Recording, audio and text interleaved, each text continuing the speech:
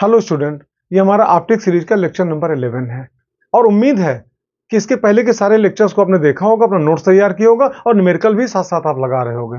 Lecture number 9 और lecture number 10 में हमने लेंस मेकर फार्मूला बताया था, लेकिन अंतर क्या है कि लेक्चर नंबर 9 में जो हमने बताया था तो लेंस के दोनों का माध्यम एक समान था। फार्मूला निकला था 1/f that is equal to Ang - 1 और ब्रैकेट में 1/r1 - 1/r2। और लेक्चर नंबर 10 में हमने लेंस को लिया, लेंस के द्वारा प्रकाश का अपवर्तन कराया, लेकिन दोनों तरफ का माध्यम अलग अलग था। लेफ्ट साइड में कोई माध्यम, राइट साइड में कोई अदर माध्यम, और लेंस तो अपने आप में ग्लास का किसी और ट्रांसपेरेंट सब्सटेंस का बना हुआ है। यहां पे आप देख रहे हो, किसी भी लेंस को अगर हम किसी ट्रांसपेरेंट मीडियम में लेके जाएं, किसी द्रव में डुबो दें, तो उसकी फोकल लेंथ पे क्या असर पड़ेगा, आप ये पढ़ने जा रहे हो। और इसका हम आपको ये भी बताएंगे कि लेंस की जो फोकल लेंथ है, मतलब फोकस दूरी, वो लेंस की वक्रता त्रिज्याओं पे किस प्रकार से निर्भर करती है। तो सबसे पहले हम लेके चलते हैं कि किसी भी लेंस को अगर हम किसी पारदर्शी माध्यम में डुबोते हैं, लिक्विड में डुबोते हैं, तो ऐसी कंडीशन में उसकी फोकस दूरी में क्या परिवर्तन होगा, आप ये पढ़ाई करने जा रहे हो। आपको जानकारी दें, देखो किसी भी लेंस की फोकस दूरी केवल लेंस के माध्यम पर निर्भर नहीं करता है, बल्कि लेंस के चारों ओर कैसा माध्यम है उस पर भी निर्भर करता है, और साथ ही साथ लेंस की वक्रता त्रिज्या पर भी निर्भर करता है। लेंस की फोकस दूरी का फार्मूला होता है 1/f that is equal to Ang - 1 और ब्रैकेट में 1/r1 - 1/r2। लेकिन ये फार्मूला तब लगेगा जब लेंस के चारों ओर क्या होगा, एयर होगा। अगर लेंस के चारों ओर एयर नहीं है, कोई और लिक्विड है, तो फिर Ang की जगह पे क्या हो जाएगा, Lng। आज का सेशन शुरू करने से पहले हम चाहेंगे कमेंट में अपने शहर का आप नाम जरूर लिखो, ताकि हमको भी जानकारी मिले कि किस शहर का बच्चा हमसे पढ़ रहा है। सामने आप देख रहे हो कांच का बना एक लेंस है, हमने बीच में ग्लास लिख दिया, ठीक। इसकी प्रथम वक्रता त्रिज्या r1 और द्वितीय वक्रता त्रिज्या r2 है। इधर मान लो एयर, ठीक, और इधर भी एयर। तो ऐसी कंडीशन में इसकी फोकल लेंथ का जो फार्मूला होगा 1/f, हम यहां पे लिखेंगे एयर, और that is equal to Ang - 1 और यहां पे 1/r1 और -1/r2। ठीक, आप इसको इक्वेशन नंबर फर्स्ट मान लो। ये अब मान लो इसी लेंस को हमने किसी लिक्विड में डिप करा दिया। अच्छा, लिक्विड भी कैसा, ट्रांसपेरेंट। देखो ट्रांसपेरेंट नहीं होगा, दिखेगा नहीं बाहर से, तो कोई पारदर्शी माध्यम है, सर्वसुलभ है जल, हमने जल में डिप करा दिया। तो ऐसी कंडीशन में अब इसकी फोकस दूरी अगर मान लो बदल गई 1/f और यहां पे लिक्विड हो गई, कोई भी लिक्विड हो सकता है।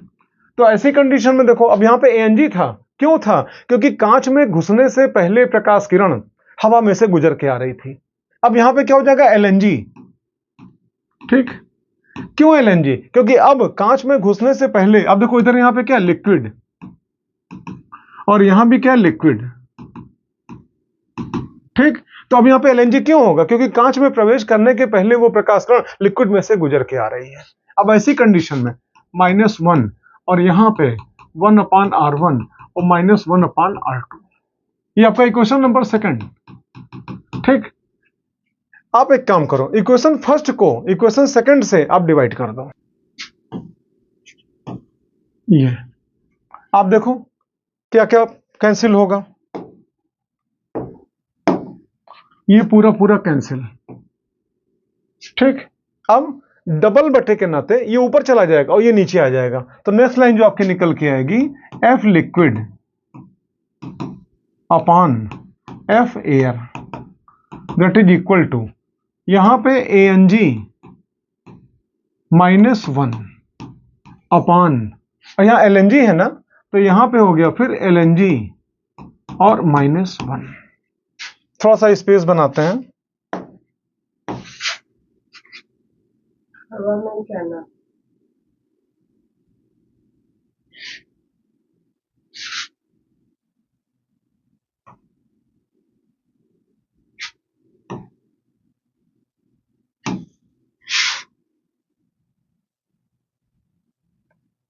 अब आप आगे देखना, देखो Lng, तो Lng that is equal to Ang upon Anl। ये लाइन कहां से आई, अगर कहीं भी डाउट हो तो इसके पहले की वीडियोस को एक बार आप देखना, हमने समझाया है और उसमें न्यूमेरिकल भी लगवाया है। तो इस वैल्यू को हम यहां फीड करेंगे कहां, Lng की जगह पे। तो नेक्स्ट लाइन आपकी निकल के आएगी F liquid upon F air that is equal to Ang -1 upon, अब यहाँ LNG है ना, तो LNG की जगह पे क्या लिखेंगे हम, ANG अपान ANL, तो यहाँ पे ANG अपान ANL और -1। नेक्स्ट लाइन फिर देखना, तो F liquid upon F air that is equal to, यहाँ पे ANG -1 अपान, अब आप यहाँ पे NL को LCM ले लो, ये तो यहाँ पे हो जाएगा ANG माइनस ANL, ये। और आप ये भी जानते हो, एक बार ये बटे का सिंबल और फिर बटे, तो डबल बटे के नाते कहां ऊपर चला जाएगा।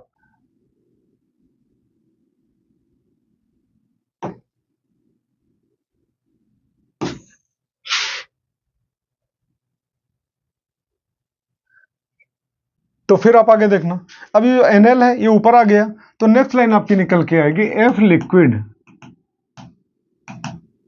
ठीक, अपान F एयर और दैट इज इक्वल टू, अब ये NL ऊपर आ जाएगा, तो यहां पे हो गया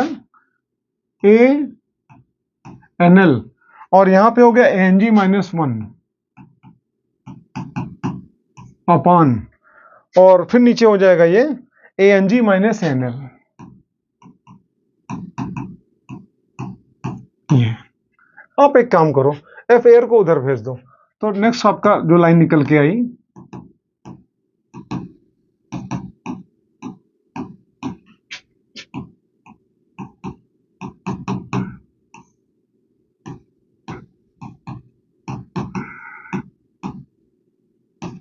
ये,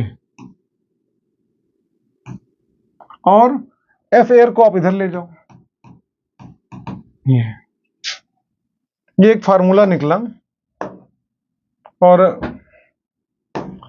जिसके माध्यम से किसी भी लेंस की फोकस दूरी को आप पता कर सकते हो कि अगर किसी माध्यम में डिप कराएं तो उसकी फोकल लेंथ में क्या चेंजिंग होगी, किस प्रकार से क्या परिवर्तन होगा।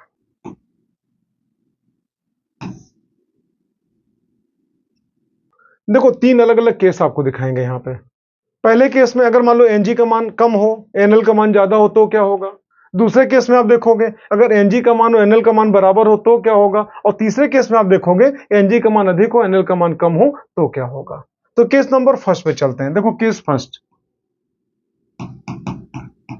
ठीक, if ANG is less than ANL क्या होगा। ध्यान से आप देखना, अगर ये छोटा ये बड़ा हो तो छोटे में बड़ा घटाओगे तो नीचे यहाँ पे क्या माइनस में आएगा। अच्छा ऊपर आप जानते हो NG -1 लिखा है ना, और NG का मान हमेशा 1 से ज्यादा ही होगा, तो ऐसी कंडीशन में NG -1 का मान जब कभी भी आप सॉल्व करोगे किस में मिलेगा, प्लस सिंबल के साथ।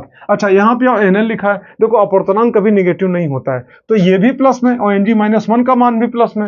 लेकिन अगर NG का मान छोटा NL का मान बड़ा है तो हल करने पे यहाँ पे क्या आएगा, माइनस में आएगा। मतलब आप यूं कह सकते हो कि F लिक्विड का जो मान आएगा वो किस में आएगा, माइनस, और यहाँ पे कोई ना कोई कांस्टेंट। आप पूछोगे कांस्टेंट क्या मतलब इन सबको हल करने पे, और यहाँ पे क्या हो जाएगा F एयर। आप यूं कह सकते हो अगर उत्तल लेंस है जिसकी फोकस दूरी प्लस में होती है, यहां पे रखोगे तो माइनस से मल्टीप्लाई करो, यहां पे F लिक्विड क्या मिलेगा, माइनस में मिलेगा। मतलब उत्तल लेंस अगर है, द्रव में डुबो दोगे इस कंडीशन में तो अवतल लेंस की तरह व्यवहार करेगा। और अगर अवतल लेंस है जिसकी फोकस दूरी माइनस में होती है, अगर आप यहां पे रखोगे माइनस सिंबल के साथ रखोगे, अगर आप इस कंडीशन में लिक्विड में डुबो देते हो तो उसकी फोकस दूरी प्लस में आ जाएगी। आप यूं कह सकते हो लेंस की प्रकृति बदल जाएगी। उत्तल लेंस अवतल की तरह कार्य करेगा, अवतल लेंस उत्तल की तरह कार्य करेगा इस कंडीशन में। कब, जब कांच का अपवर्तनांक कम हो और जिस लिक्विड में डुबाया उसका अपवर्तनांक ज्यादा हो। यह था केस नंबर फर्स्ट। अब चलते हैं केस नंबर सेकंड पे। अब केस सेकंड आप देखना,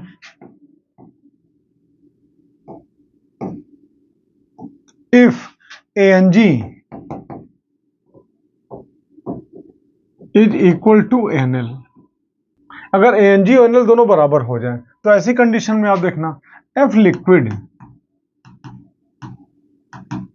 this will be equal to, देखो अगर ये बराबर हो गया तो नीचे कितना जाएगा, 0, और ऊपर कोई भी संख्या बटे 0 बराबर कितना होता है, इनफाइनाइट, और infinite into F air that is equal to infinite. यानी आप यूं कह सकते हो इसकी वैल्यू कितनी हो जाएगी, इनफाइनाइट इस केस में। इसका मतलब समझ पाए, कोई भी लेंस हो, चाहे उत्तल लेंस हो चाहे अवतल लेंस हो, अगर आप इस कंडीशन में लिक्विड में डिप कराओगे तो वो लेंस रह ही नहीं जाएगा, एक समतल कांच के प्लेट की भांति व्यवहार करेगा। वही समतल कांच की प्लेट जो घर में फोटो फ्रेम के आगे शीशा लगाते हो, उसी तरह काम करेगा। अब केस नंबर 3 में आप आना। ठीक, अगर ANG का मान ग्रेटर देन ANL हो, मतलब ANL से ANG का मान क्या बड़ा हो। अब जरा यहां पे आप आगे देखना, तो अगर ANG बड़ा होगा ANL छोटा होगा, तो हल करोगे कुछ ना कुछ आएगा नीचे। अच्छा, ऊपर ANG का मान क्या होगा, 1 से अधिक होगा, ये भी प्लस में रहेगा, ये भी प्लस में रहेगा। ओवरऑल हल करने में कोई ना कोई वैल्यू आएगी, और जो भी वैल्यू आएगी वो 1 से अधिक होगी, और उसको जब आप F एयर में मल्टीप्लाई करोगे तो फिर आपका F लिक्विड का मान निकल के आएगा। मतलब आप यूं कह सकते हो कि इस कंडीशन में क्या होगा कि F liquid this will be greater than F air. जो भी लेंस है उसकी प्रकृति नहीं बदलेगी, लेंस उसी प्रकार का रहेगा, उसकी फोकस दूरी बढ़ जाएगी। उत्तल लेंस से उत्तल लेंस ही रहेगा, लेकिन फोकस दूरी बढ़ गई। अवतल लेंस से अवतल लेंस ही रहेगा, लेकिन फोकस दूरी बढ़ गई। अब समझाने के लिए एक एग्जांपल लेते हैं। मान लो कांच का बना एक लेंस है, कोई भी लेंस है, उत्तल अवतल कोई भी ले सकते हो। आप जानते हो कांच का अपवर्तनांक वायु के सापेक्ष कितना होता है, 1.5 होता है, जिसको आप 3/2 भी कह सकते हो। और उसी लेंस को हमने पानी में डिप करा दिया। आप जानते हो वाटर के लिए उसका अपवर्तनांक 1.33 होता है, या उसको 4/3 भी कह सकते हो। तो ऐसी कंडीशन में कांच के बने किसी लेंस को अगर हम पानी में डिप करा दें तो क्या होगा, एक एग्जांपल के माध्यम से उसको हम देखते हैं। तो आप देखना,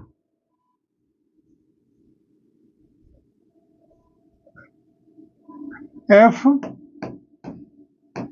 लिक्विड, अच्छा लिक्विड भी नहीं, पानी में डिप करा रहे हैं ना, तो अब लिक्विड क्यों, आप सीधे लिखो F वाटर।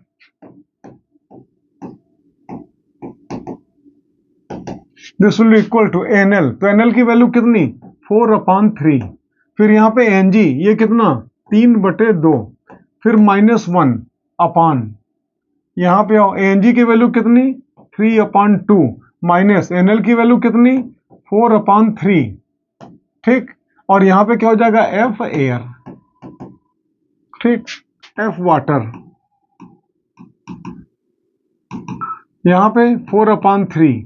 और आप जानते हो 3/2 का मतलब क्या, 1.5, 1.5 में 1 गया, कितना हुआ, आधा, सीधे 1/2 अपान, यहां पे 2 और नीचे 3, तो यहां पे 6 LCM हो गया ये। ठीक, तो कितना हो जाएगा, 9 माइनस 8, और यहां पे F एयर। ठीक, तो F water this will be equal to, यहां पे कितना हो जाएगा, 4/6, और यहां पे 9 में 8 गया, कितना, 1/6। ठीक, और यहां पे F एयर। अब 6 से 6 कैंसिल, तो फिर क्या निकला, F water this will be equal to 4 into F और एयर। जानते हो इसका मतलब क्या हुआ, किसी भी लेंस को अगर आप पानी में डिप करा दो तो उसकी फोकस दूरी 4 गुनी हो जाएगी। प्रकृति नहीं बदलेगी, उत्तल लेंस से उत्तल लेंस ही रहेगा, अवतल लेंस से अवतल लेंस ही रहेगा, उसकी प्रकृति में कोई परिवर्तन नहीं होगा, खाली फोकस दूरी उसकी क्या होगी, 4 गुनी हो जाएगी। मतलब 20 सेंटीमीटर फोकस दूरी के उत्तल लेंस को अगर पानी में डालो तो उसकी फोकस दूरी 80 सेंटीमीटर हो जाएगी। और उसी प्रकार से मान लो 15 सेंटीमीटर फोकस दूरी के किसी अवतल लेंस को पानी में डालो, तो पहली बात तो अवतल लेंस है, कॉनकेव लेंस है, उसकी फोकस दूरी किसमें, माइनस में बोली जाएगी। तो आप जानते हो 15 चौको 60, उसकी फोकस दूरी कितनी हो जाएगी, -60 cm लिखी जाएगी। इस प्रकार से आपने देखा कि कोई भी लेंस है अगर किसी लिक्विड में डिप कराएं तो उसकी फोकल लेंथ में अर्थात फोकस दूरी में किस प्रकार से परिवर्तन होता है। तीनों केसों में आपने उसको समझा। अब हम आपको यह बताने जा रहे हैं कि लेंस की फोकस दूरी उसके रेडियस ऑफ कर्वेचर पे, आई मीन वक्रता त्रिज्या पे किस प्रकार निर्भर करती है। हम 2 लेंस लेंगे, उत्तल लेंस और अवतल लेंस, और दोनों में फार्मूले के साथ आपसे बात करेंगे। अब अगर मान लो उभयोत्तल लेंस है, जिसको बाई कॉन्वेक्स लेंस भी कहते हो, डबल कॉन्वेक्स लेंस भी कहते हो। ठीक, आप देखो उसका शेप ऐसे और ऐसे। ठीक, अगर इसकी दोनों वक्रता त्रिज्याएं परिमाण में बराबर हो, हम परिमाण में क्यों बोल रहे हैं, इसलिए कि आप जानते हो प्रथम वक्रता त्रिज्या क्या प्लस सिंबल के साथ होगी और द्वितीय वक्रता त्रिज्या माइनस सिंबल के साथ होगी। क्यों, आप जानते हो इसका सेंटर इस तरफ आएगा राइट साइड में, और दाईं तरफ की दूरियां प्लस सिंबल के साथ, और इसका सेंटर लेफ्ट साइड में आएगा और बाईं तरफ की दूरियां माइनस सिंबल के साथ। बिल्कुल निर्देशांक ज्यामिति, कोऑर्डिनेट ज्योमेट्री है। तो ऐसी कंडीशन में अगर फॉर्मूला रखा जाए यहां पे, तो आप जानते हो 1/f that is equal to ANG -1, ये हो गया। अब आप यहां पे आओ, अच्छा दोनों वक्रता त्रिज्या परिमाण में बराबर है, तो 1/r1, तो r1 की जगह पे r, और -1/r। लेकिन एक बात आप ध्यान रखना, यहाँ पे R1 है ना, और इसके लिए R1 का मान किस में होगा? प्लस सिंबल के साथ, ये प्लस में, और ये किस में? माइनस में। तो ऐसी कंडीशन में अगर आप देखोगे तो 1/f that is equal to ANG-1, और यहाँ पे फिर हो जाएगा 1/r, और माइनस माइनस प्लस, और यहाँ पे 1/r। तो आप देखना 1/f that is equal to ANG और -1, और यहाँ पे कितना? 2/r। तो f that is equal to r/2, और यहाँ पे ANG और -1। ये फार्मूला निकल के आया। इससे जानते हो क्या जानकारी मिली? कि f is directly proportional to r। मतलब वक्रता त्रिज्या जितनी ज्यादा होगी, फोकस दूरी उतनी ज्यादा होगी, और वक्रता त्रिज्या जितनी कम होगी, फोकस दूरी उतनी कम होगी। देखो, वक्रता और वक्रता त्रिज्या दोनों में डिफरेंस है, आपको समझाएं। वक्रता का मतलब क्या जानते हो? टेढ़ापन। आप यहां पे देखना, एक डिजाइन ये सामने और एक डिजाइन ये सामने, ठीक, इसका नाम A और इसका नाम B। अगर आपसे पूछे दोनों में से किसकी वक्रता ज्यादा है, वक्रता मीन्स टेढ़ापन, तो निश्चित रूप से आप कहोगे B की तुलना में A की वक्रता ज्यादा है, या A की तुलना में B की वक्रता कम है। लेकिन अगर वक्रता त्रिज्या के बारे में पूछे तो आप एक काम करो, इसी को पूरा गोला बनाओ जिस गोले का हिस्सा है, तो पूरा गोला इसी प्रकार तो कंप्लीट होगा ऐसे। और इसका पूरा गोला आप देखो अगर बनाओगे तो काफी बड़ा सा गोला ऐसे बनेगा, चल के आएगा ऐसे ऐसे, ये कंप्लीट होगा। तो आप जानते हो इसका सेंटर यहां कहीं पड़ेगा, तो इसकी वक्रता त्रिज्या कितनी हो गई? ये। और इसका सेंटर यहीं कहीं पड़ जाएगा, वक्रता त्रिज्या ये हो गई। निष्कर्ष क्या निकला? जिसकी वक्रता ज्यादा होगी तो निश्चित रूप से उसकी वक्रता त्रिज्या कम होगी, और जिसकी वक्रता कम होगी, आई मीन टेढ़ापन कम होगा, उसकी वक्रता त्रिज्या ज्यादा होगी। तो ऐसी कंडीशन में आप देखना, वक्रता त्रिज्या अगर ज्यादा है, ठीक, तो निश्चित रूप से फोकस दूरी भी ज्यादा होगी, और वक्रता त्रिज्या अगर कम है तो फोकस दूरी भी कम होगी। आप पूछोगे इस पढ़ाई से लाभ क्या? हम तुरंत आपको लाभ दिखाते हैं। आप देखो, अगर आपसे पूछें एक लेंस ये, ठीक, और एक लेंस ये, इसका नाम A और इसका नाम B। आप देखो यहां से लेके यहां तक की दूरी लगभग बराबर, कोई नापा नहीं, हमने अंदाज से खींच दिया, लगभग बराबर। एक जानकारी आपको दें, यहां से लेके यहां तक की जो दूरी होती है इसको हम लेंस का द्वारक कहते हैं, हिंदी में अपार्चर। यहां से लेके यहां तक की दूरी को लेंस का द्वारक कहते हैं, अपार्चर। दोनों की बराबर है, ठीक। अब आप यहां पे देखना, एक लेंस मोटा एक लेंस पतला है। अगर आपसे पूछे बताओ इन दोनों में से किसकी फोकस दूरी ज्यादा होगी, खाली लेंस का डिजाइन देख के आपको बताना है। तो जानते हो इसकी तुलना में इसकी वक्रता ज्यादा है। तो अगर वक्रता ज्यादा है तो इसकी वक्रता त्रिज्या कम होगी, और जब वक्रता त्रिज्या कम होगी तो इसकी फोकस दूरी क्या होगी? कम होगी। और उसी प्रकार से इसकी तुलना में इसकी वक्रता कम है तो इसकी वक्रता त्रिज्या ज्यादा होगी, इसकी फोकस दूरी भी ज्यादा होगी। निष्कर्ष क्या निकला? जितना ही पतला लेंस होगा फोकस दूरी उतनी ज्यादा होगी, और जितना मोटा लेंस होगा उसकी फोकस दूरी उतनी ही कम होगी। अब अगर मान लो अवतल लेंस है, जिसको आप कॉन्केव लेंस कहते हो, चलिए लेके दिखाते हैं आपको।